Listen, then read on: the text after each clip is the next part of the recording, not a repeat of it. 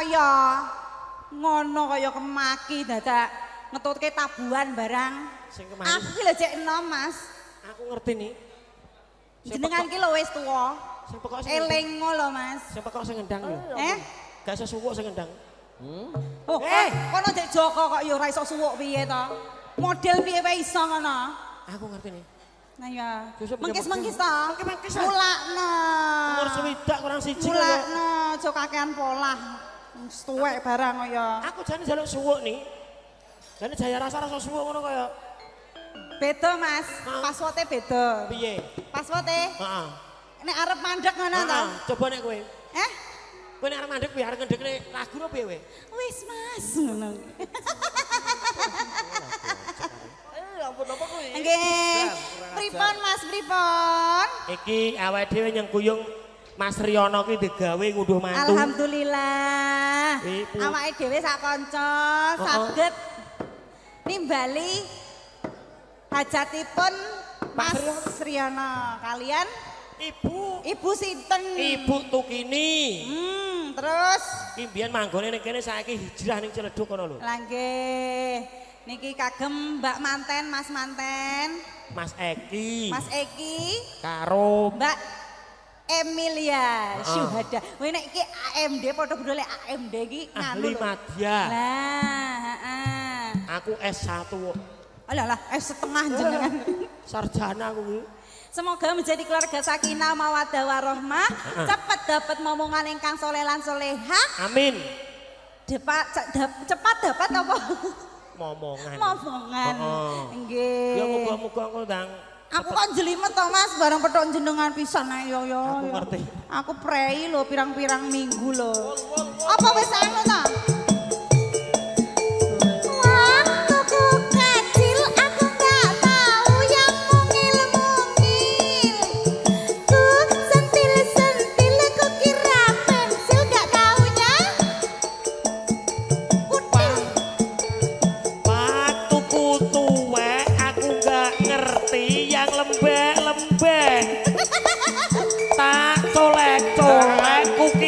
Cobek gak ngerti ya. Apa? Waktuku imut, aku gak tahu yang lembut-lembut. Ku cabut-cabut, ku kira rumput, gak taunya. Waktuku tolol, aku gak ngerti yang. Ku kira botol gak ngerti.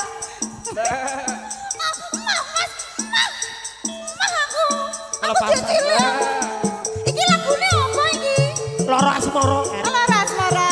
Aku jenenge kamu dutan saking sini. Pak Haji Purwanto. Pak Haji Purwanto ing pundi? Pak Haji. Waktuku cuwek aku gak tahu yang lembek. Ku kira cobek gak raba-raba ra ngerti yo. Apa? Bebek. Jiwa langka cibogel tuwek elek. Jiwa langka cibogel tuwek. Yo ben. Langka cibogel elek. Yo ben. Dek iki lagune Loro Asmara nggih. Semaput. Jaya rasa yo. Yo. Tangkantun Pak Haji Purwanto.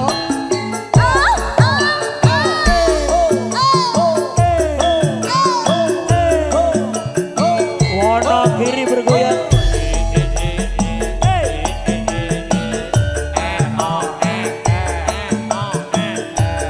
Langsung ya, Mas. Ayo.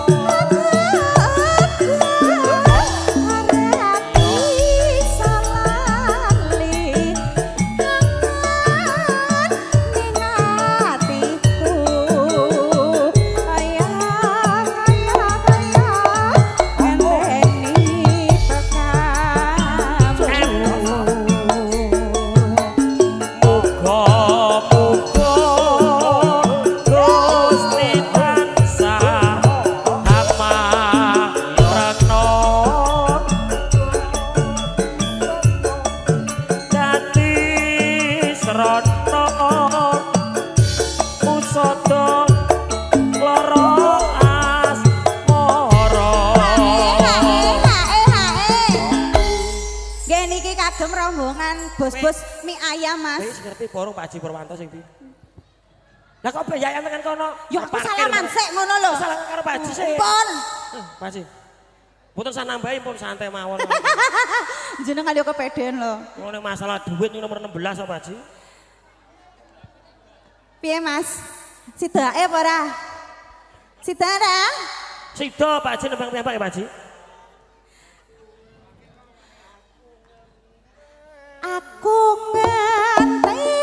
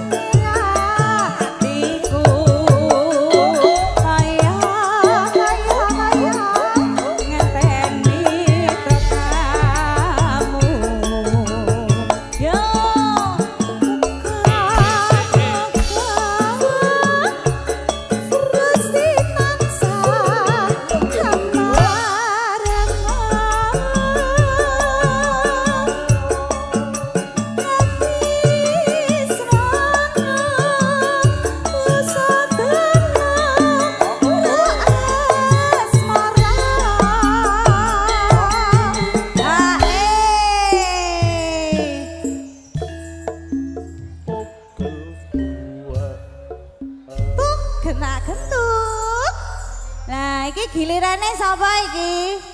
Sapa? Pak RT. Pak Pur, Mbak Haji. Ayo Bu RT.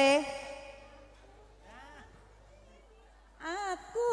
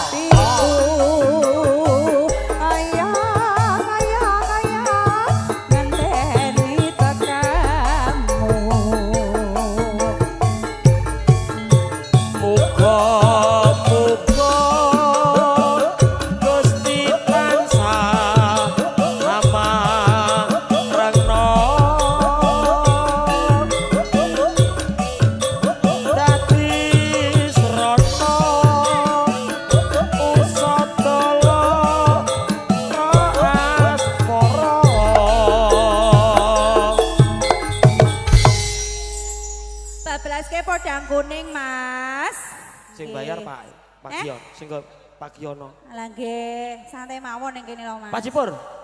Pun apa meleh? Lah nggih. Lah mau wis lho Ayo, Mas. dintekke. Aku nganteni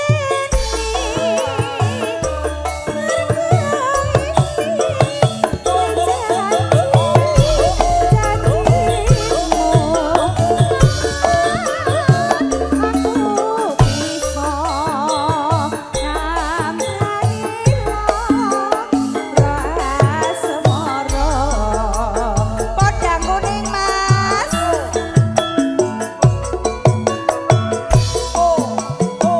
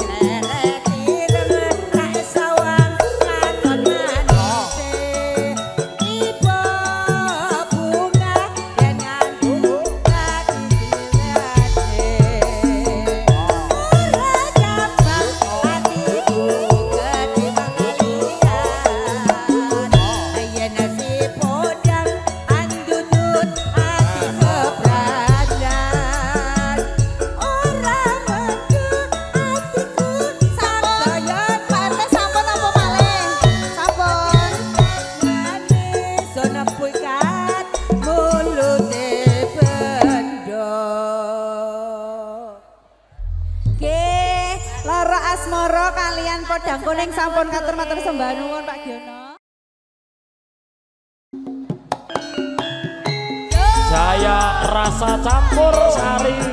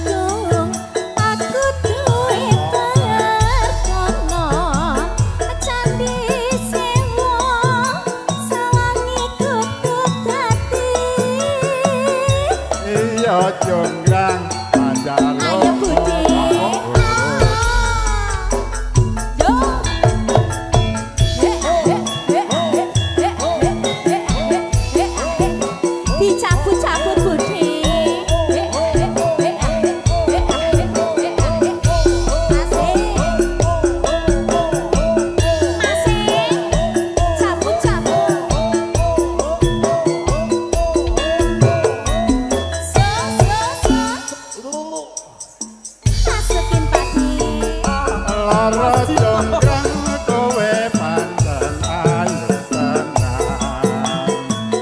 ora mokal yen aku nandhang kasaran wis patakno prajuritmu kalaparan mula kowe cabut lagi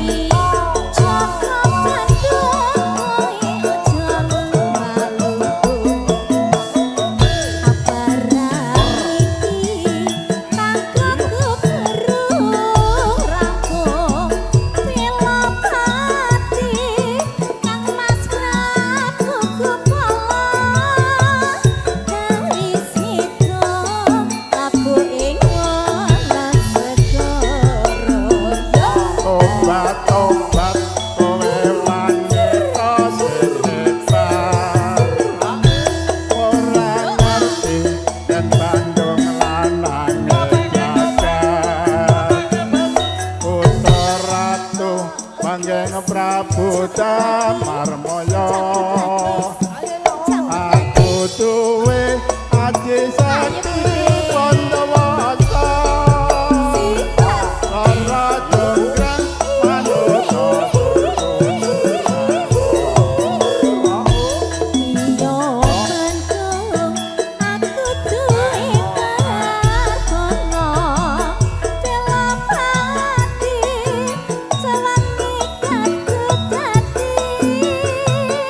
iya jonggrang cabut lagi Budi cabut cabut Pade gak dicabut toh Pade cabut dulu Pade hayang matur sebanawet Budi cabut lagi cabut lagi cabut lagi matur nuwun so masukin Pade iya lara jonggrang kowe pancen ayu tenan ora mokal yen aku nandhang kasmaran iya wis patakno prajuritmu kalaparan mula kowe dadi wanita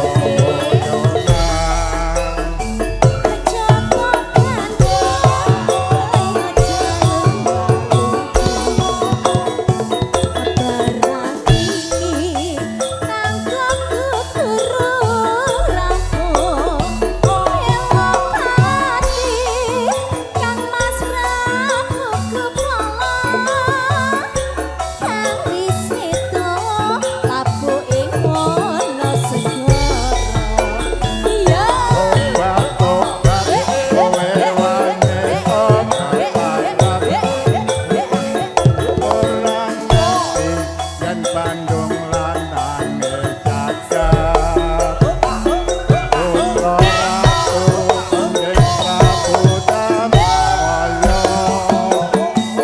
aku duwe aji sakti Pandawasa lara jonggrang manuta gunung Darma Enak Budi Ino gantung aku duwe parkono Candi Sewu sawangi kutut hati iya jonggrang